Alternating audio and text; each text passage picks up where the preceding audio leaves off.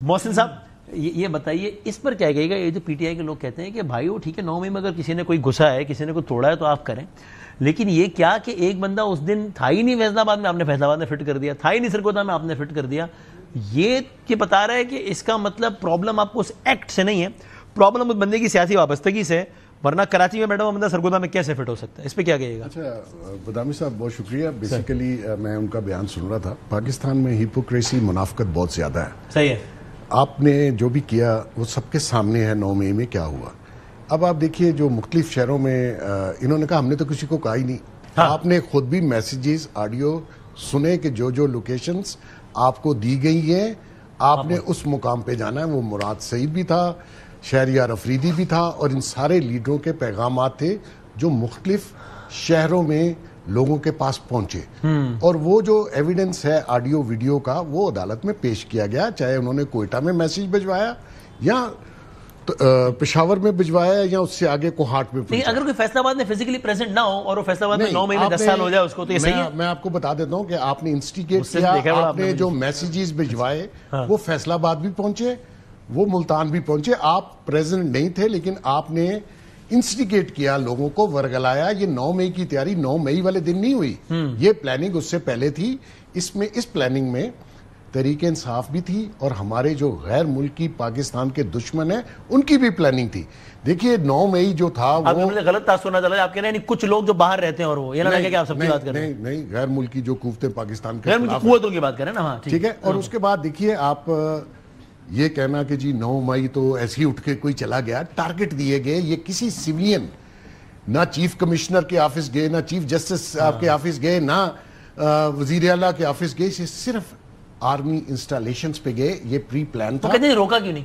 سن لیں، روکنا کیا تھا؟ اتنے آپ کو روک سکتے تھے؟ آپ روک سکتے تھے. فوج کے اوپر اٹیک تھا، پولیس کے اوپر اٹیک تھا. یہ 9 مئی بہت سوچا سمجھا اور بہت عرصے پہلے پلان کیا گیا منصوبہ تھا. اور بدامی صاحب 2 سیکنڈ کے لیے آپ سوچئے کہ یہ کافی حد تک کامیاب ہو گئے تھے 9 مئی. اچھا، صرف ناکامی صورت میں ہوئی کہ پبلک تھوڑی سی کم نکلی. اگر یہی 2 لاکھ جی ایچ کیو پر اٹیک کرتے تو جی ایچ کیو کیا سیویلینز کے اوپر فائرنگ کرتی یا اٹیک کرتی؟ تو مقصد یہ تھا کہ سوچنے کی بات یہ ہے کہ اگر 9 مئی جو انہوں نے پلان کیا تھا ہو جاتا تو اس کے بعد پاکستان آج کہاں ہوتا اور پاکستان کی حالت کیا ہوتی؟ ٹھیک ہے جی. تو اب یہ کہنا کہ جی سزائیں تو ملتان میں ہوگی، بھئی آپ نے میسیج ملتان میں دیا نا ورکروں کو، ضروری نہیں ہے پھر وہاں. آف کورس کانسپریسی جو ہے. اور دوسرا بات، یہ جو انقلاب ہے نا یہ کہتے سیاسی، آپ نے سیاسی کام کیا ہے، باقی پارٹیوں نے یہ کیا تھا. آپ نے تو سیاست کی نہیں، آپ تو انقلاب لا رہے تھے. اور انقلاب جو ہے نا، ہسٹری پڑھ لیں، جب ناکام ہوتا ہے تو آپ کا سر جاتا ہے، یہاں آپ سلطنت میں بیٹھتے ہیں، اس میں تخت یا تختہ ہوتا ہے. اور اس میں میری ریزرویشن یہ ہے کہ عدالتوں نے بہت ٹائم ویسٹ کیا. ابھی پوری دنیا کا ایگزامپل دیکھ لیجئے، 24/7 عدالت لگتی ہے اور ایسے کیسز میں سزائیں ہوتی ہیں. آپ نے 2.5 سال بعد سزا دی، ان کو الیکشن لڑنے کے موقع دیا، ان کو پاکستان میں مزید سزائیں اتنی تگڑی ہے کہ ہائی کورٹ جا کے اڑ نہیں جائیں گی. تنخواہیں دی. دیکھیں وہ بات کی بات ہے کہاں اڑتی ہیں کہاں نہیں اڑتی. لیکن میں آپ کو ایک بات بتاؤں کہ ان چیزوں کی سزائیں ضرور ہونی چاہیے تھی. کسی کو معافی نہیں. ہاں کچھ لوگوں کو معافی ملی جنہوں نے معافی مانگ لی، وہ بری بھی ہو گئے، وہ بھی غلط ہے. اچھا، میں سمجھتا ہوں اس میں تو معافی ہونی تھی. جو آپ کے معافی مانگ لے، پاؤں پکڑ لے، سیاست سے توبہ طائب ہو جائے، وہ تو یہ بھی این آر او ہے. N R O of course. یہ جن کو بری کیا گیا کیا ہے؟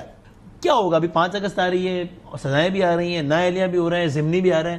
بطور مجموعی منظر نامہ یہی رہے گا کہ دیکھیں ابھی اپوزیشن اور پیپلز یہ جو پی ٹی آئی ہے یہ مل کے جو بھی کرنا چاہے، میرا خیال میں ان کا جو 5 اگست والا شو ہے وہ تو فلاپ ہوگا. اور وہ جس میں آپ کہتے ہیں اتنی پارٹیسپیشن پبلک کی یا اور نہیں ہو سکے گی آپ کے خیال میں؟ میرے خیال میں نہیں ہو سکے گی.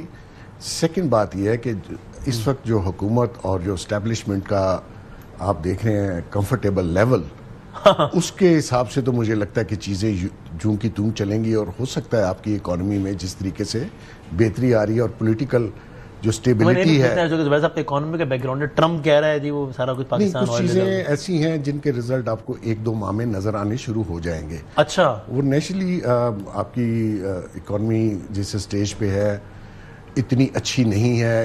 بزنس انوائرمنٹ ابھی اتنا اچھا نہیں ہے، اس کے جو اثرات ہیں وہ نیچے تک نہیں گئے. لیکن میں سمجھتا ہوں کہ آنے والے دنوں میں یہ جو روڈ میپ ہے اکانومی کا یہ بہتر ہوگا اور تھوڑے کمفرٹیبل حالات ہوں گے. اس کی وجہ پولیٹیکل سٹیبلٹی ہے. ایک اور پریڈکشن بھی کر دیں کہ 9 مئی کے تناظر میں پوچھ رہا ہوں, یہ دائرہ 9 مئی کے تناظر میں سزاؤں کو دائرہ پھیلتے پھیلتے خان صاحب اور جنرل فیض صاحب تک بھی جائے گا؟ چلا گیا. اچھا, It is already decided, announce ہونا. It's only a matter of time now? Yeah, it's a matter of time. And it may happen any time soon? I think you will see very soon. اچھا, جی.